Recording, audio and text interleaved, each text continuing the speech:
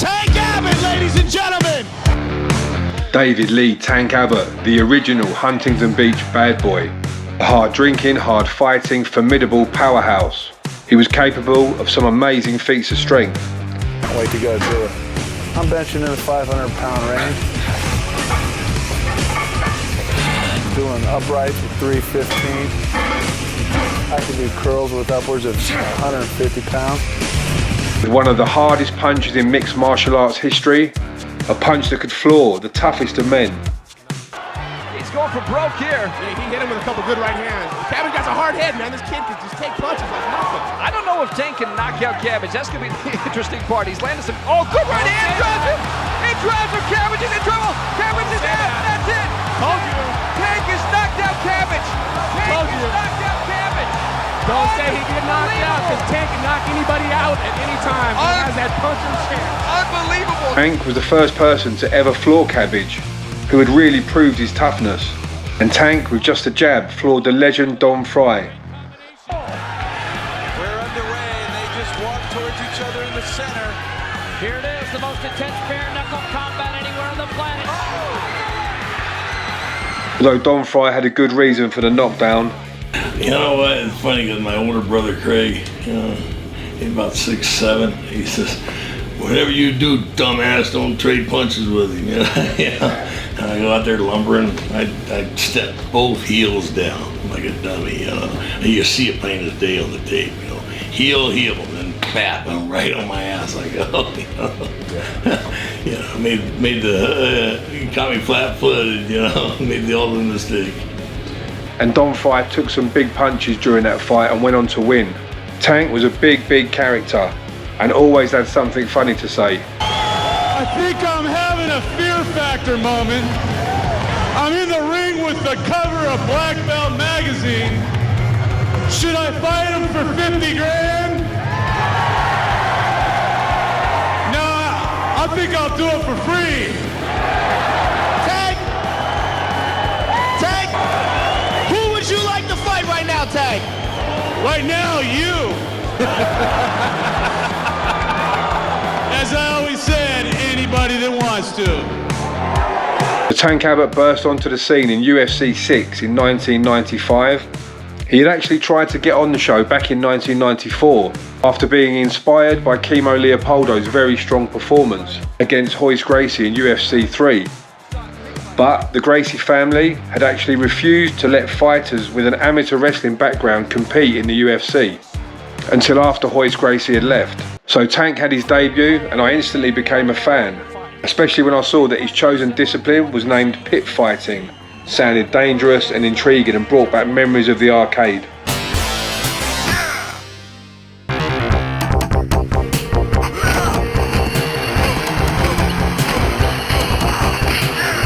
And this only enhanced the reputation and aura of menace that surrounded Tank.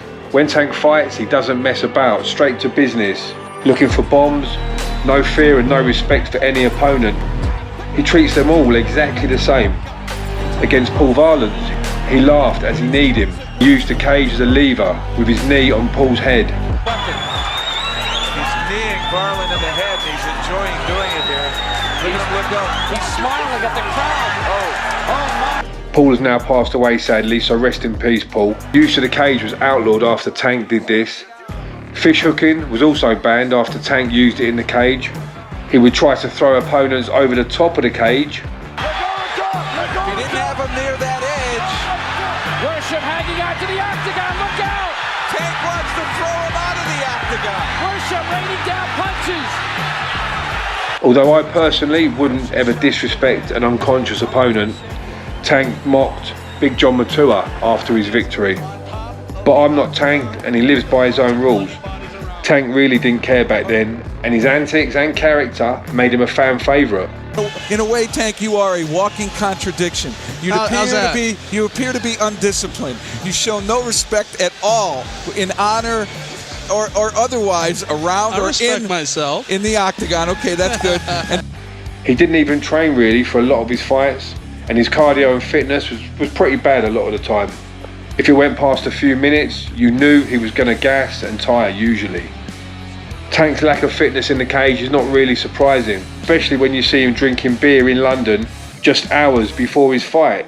Tank Abbott in London, and in the bar of all places. How you doing, my friend? How you doing, Big Daddy? Yeah, how are you? Oh, I'm just relaxing, having a good time. Relaxing? You've got a fight in a few hours. You're standing there with a couple beers never hurt anybody, you know. But some of the time, his lack of fitness didn't matter, because he had the equaliser and he put everything into that first round and he looked to take your head clean off. Tank wasn't just a striker. Tank was a strong wrestler and a 280-pound powerhouse. Also, did you know that Tank Abbott was actually the first person in UFC to ever wear what we now know as the MMA gloves? This was to protect Tank's knuckles, not to protect his opponent. So he really was a pioneer of MMA. So David Lee Tank Abbott was born and raised in Huntingdon Beach, California in April 1965. So Tank was an amateur wrestler from the age of 9. He would continue wrestling throughout high school and college. He went on to California State University where he graduated with a degree in history, although he was very notorious for his barroom brawls. He had been arrested many times and jailed. When first entering the UFC, Tank was still called David Abbott, but his manager Dave Thomas introduced David Abbott to UFC management as a veteran street fighter who had recently knocked out 4 men in a barroom brawl. Haven't seen you in some time since Puerto Rico. What happened down there? Somebody got smart with me and I had to lay the law down. I can't let people talk to me like that. If I would have took it further, I'm coming after your ass and I'll knock on your front door and take care of you. But when the UFC management heard this, they compared David to the character Tank Murdoch from one of my favourite films, 1978 Clint Eastwood movie, Every Which Way But Loose. So they decided to give David the nickname Tank Abbott, which fitted perfectly with his bad boy image. UFC back then was a tournament over one night. If you win all 3 fights, you were the champion. There were no rules, there were no weight categories, there were no time limits. It was a very, very tough sport. Tank lived up to the tough guy image by knocking out John Matua in 18 seconds and mocking the fallen fighter. But this disrespect to his opponents hadn't gone unnoticed, and Dan the Beast 7 was waiting patiently to teach Tank Abbott a lesson in respect. Back in Tank's UFC 6 debut, he then beat the even bigger Paul Varland in brutal fashion in the quarterfinals, before losing in the final to Russian bear Oleg Taktarov after a grueling battle. Big John McCarthy tipped Tank to become the new big name in UFC, now that Royce Gracie had gone. And to be fair, Tank was definitely a fan favourite and one of the biggest draws in the UFC at that time. Tank went on to fight some of the biggest names in the sport, including the man who had been waiting patiently to get some revenge for Tank's disrespected opponents. Seven got his chance for revenge in the Ultimate. He dominated a prone, face-down Tank from his back with his superior wrestling skills. But Tank showed amazing toughness, taking a brutal amount of punishment, which would have stopped most opponents. Heavy knees, palm strikes and elbows to the head without giving up. Tank even managed a decent elbow and a back headbutt on Seven at one point. But Dan Seven totally dominated, although there were cheers for Tank as the fight went on. Seven won on points.